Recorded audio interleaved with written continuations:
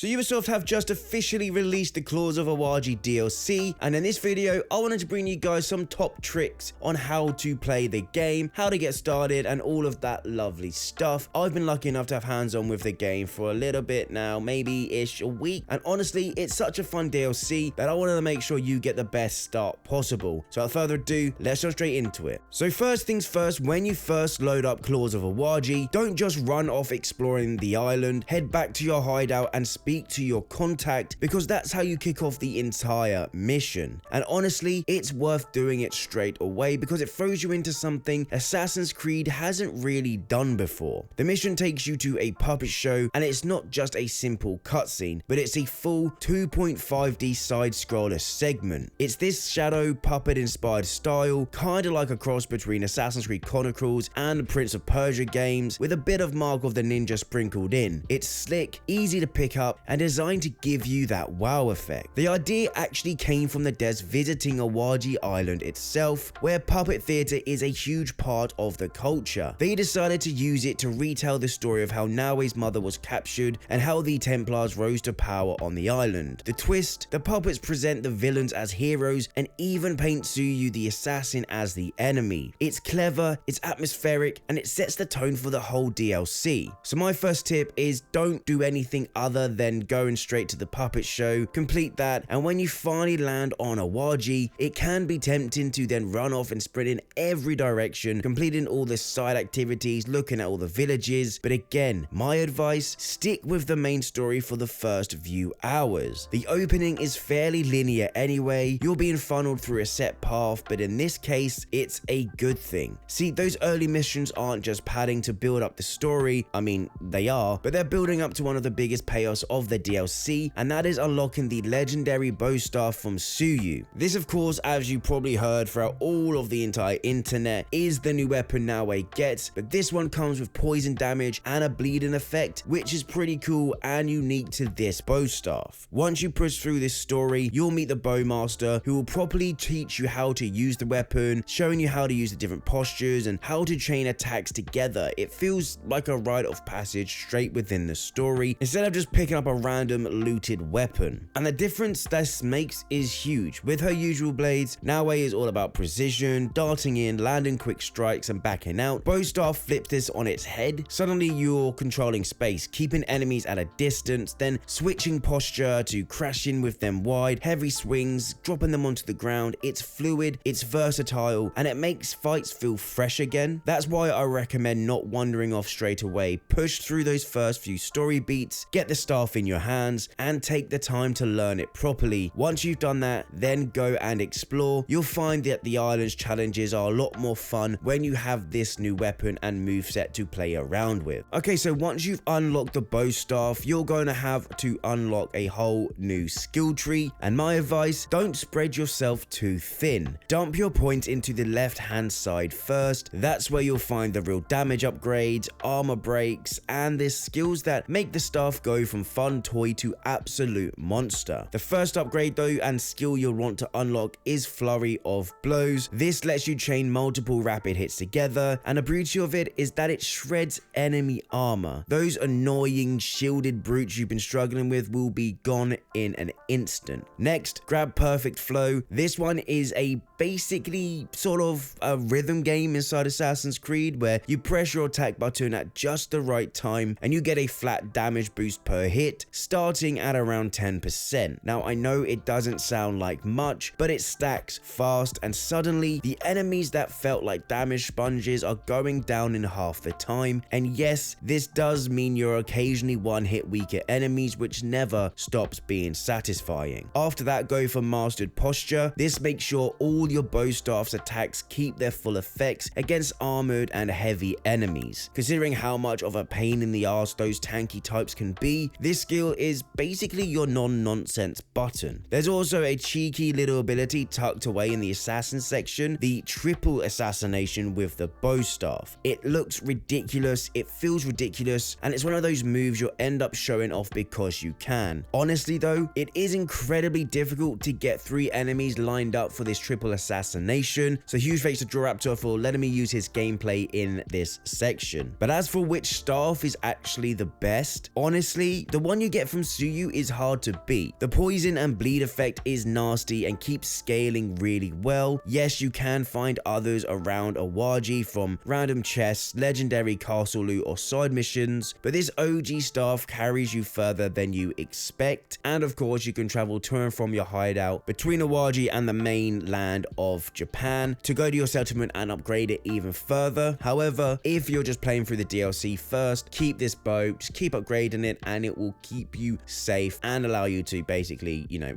one tap some enemies. It's pretty cool. And when you combine certain skills and abilities, you're basically a Ninja Turtle. Ubisoft, I'm still waiting for the Donatello eye mask. Please, I need it.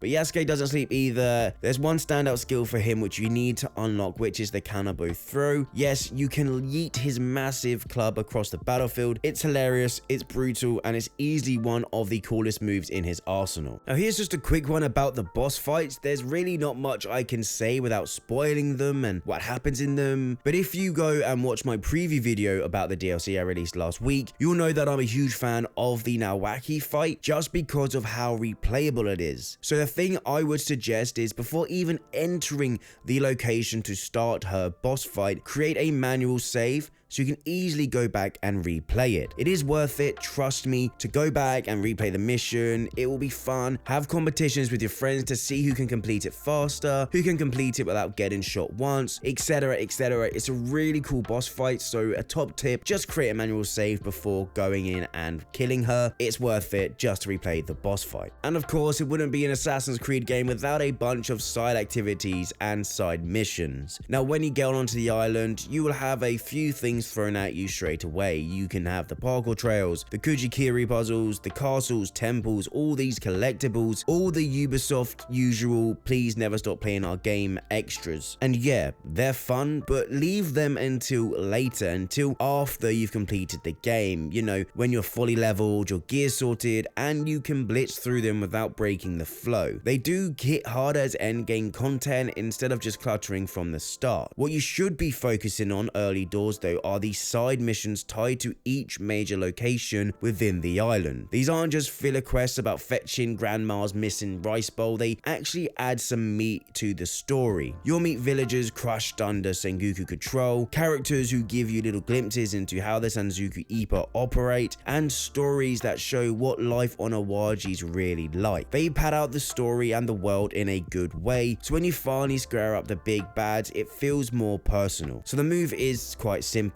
Stick with the main story, scoop up the side missions as you go, and save the parkour trails, castles, and puzzles for the dessert. It keeps the pacing nice and sharp, and you still get a load of extra content to mop up once the credit rolls. There is a side quest you get after completing the main game, but it's weird how they lay it out. They don't tell you about it, and that side mission is something that should be in the main game. Just don't really worry about that part. Just go through the main game, do some side missions whilst you're in each location, pad out the story, complete the game, and then go back and do all the side activities. Because for me, that is sort of the best way to play this DLC. So then that is that. These are my top tips for how to start the Assassin's Creed Claws of Awaji DLC released today. I hope you guys have enjoyed this video. Let me down below if you're actually picking up the DLC, if these tips and tricks have been helpful, what sort of content you want me to cover next, but also, are you enjoying this DLC if you've played it? If you haven't, let me know why you're not picking it up, etc, etc. Let's get the conversation moving in the comments. Like the video if you have enjoyed, subscribe for more Assassin's Creed Shadows content. I hope you all have an amazing day, and I'll see you in the next video.